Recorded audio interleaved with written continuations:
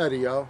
Hey, it's that time of year when you may have some game cams out in the woods, and if you live down here in the south, you probably found that these little O-rings inside these cameras, I don't know how well you're going to be able to see that, but they are really thin, man, like angel hair pasta before it even gets cooked. So they don't always work. So if you've ever gone up to your game cam with high expectations and seeing that buck and you open it up and there's a big old puddle of water inside of it, well then you might want to finish watching this video, because I'm going to show you how to make a little raincoat for pretty dang cheap to put around this and shroud it. It's not, you know, totally waterproof or anything, but it will certainly help keep some of those big old southern thunderstorm showers off of your camera, and hopefully keep it dry and working for you. It's kind of a big expense, these little cameras, and man, you don't want to have to buy another one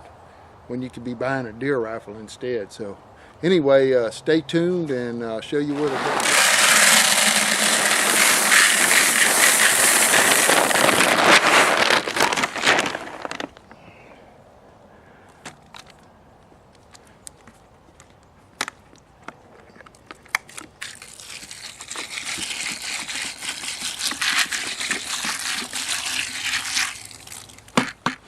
Now after you peel the label off of this thing, I'll go ahead and get one of these little X-Acto razor knives.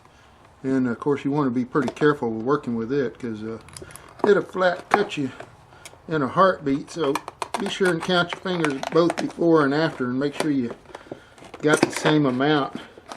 But I'm going to go ahead and just go around and get the top off of this thing. And if you're just a kid, whatever, you might want to get your big brother, or dad, or mom, or somebody to help you with this, because you got to put a little bit of pressure on this thing. Helps to have a really sharp blade that goes through it. So if you got a dull blade, I wouldn't even attempt it, because probably chances are you could hurt yourself pretty good. But the whole idea, it's almost laid out for you right here. It's even got kind of a little window, and I'm going to take the front window out and leave a little skirt at the bottom just to kind of help it retain some rigidity. So I'll go ahead and get this little window cut out, and that's for the front.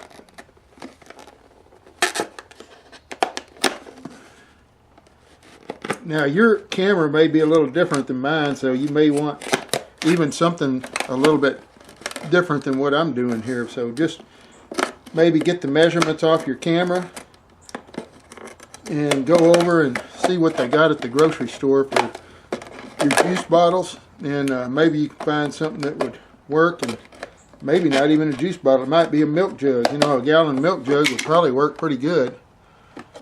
I've got 3 of these cameras, so I'm kind of doing different little profiles of these things to see what they look like. And then the back, I'm going to just go ahead and take it all the way out. Not entirely, but I'll leave some of that curved area just to kind of keep it where it would be rigid.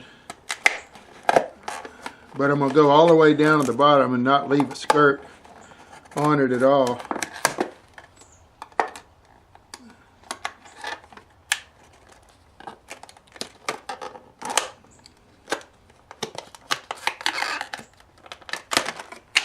And then on the top where the bungee cord is going to come around, I'm going to just kind of carve just a little V notch. But I'll leave that little wing sticking out. I kind of call these angel wings, I guess. So I'm going to just kind of start about right there, and then come in and just leave like a, I don't know how well you can see that, but just kind of a little flap on both sides that can go over that bungee cord. If you got a strap on yours, you might have to, you know, do it a little bit differently. But anyway, that's kind of the basic plan. If you got 4 bungee cords, you might do another one, you know, down here towards the bottom. This that could go over and kind of grip onto those bungee cords. Alright, I'm going to start off just trying to take some of the shine off this with just a little coyote tan. And just kind of get that as the general background of it. well, I don't know if it'll be a leap, but we'll just kind of scuff it up a little bit.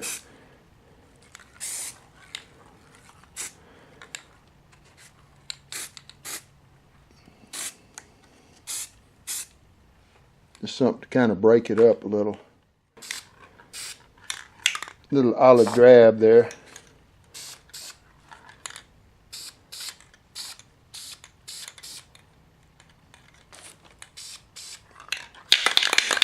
That ought to do the trick. I'm going to go ahead and try and put this on and see how it does. We'll get the wings tucked in behind the little bungee cords.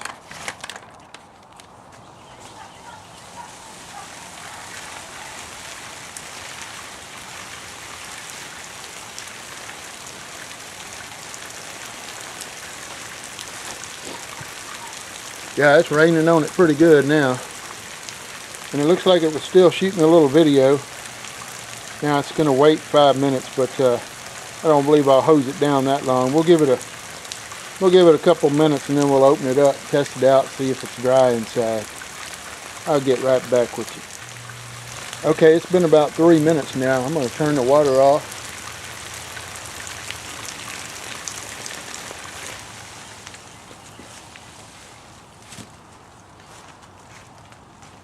Now we'll check out the camera and see if it's dry.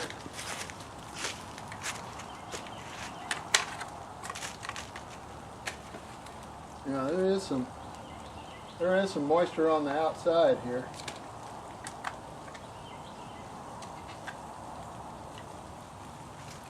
You can see the camera is got some moisture on it, but hopefully, yeah, you can see kind of, well, maybe you can see on the inside of it there. There is no moisture at all. So anyway, I don't know if it's fail safe or not, but I think it's definitely going to be of some help. So, well, hope you enjoyed how to make a little rain shell for your game cam out of a little juice bottle. It seemed like it worked pretty good. There was still a little moisture, as you saw on the camera, but on the inside there was none. So that makes me happy, and now I don't feel like I need to go out and take the camera out when, you know, there's a front coming through and it's going to rain, you know, 70% chance for 3 days or whatever. It makes me feel a little bit better about leaving them cameras out in the woods. So anyway, thanks for watching, and don't forget to like, subscribe, and share. Happy hunting, you guys and gals.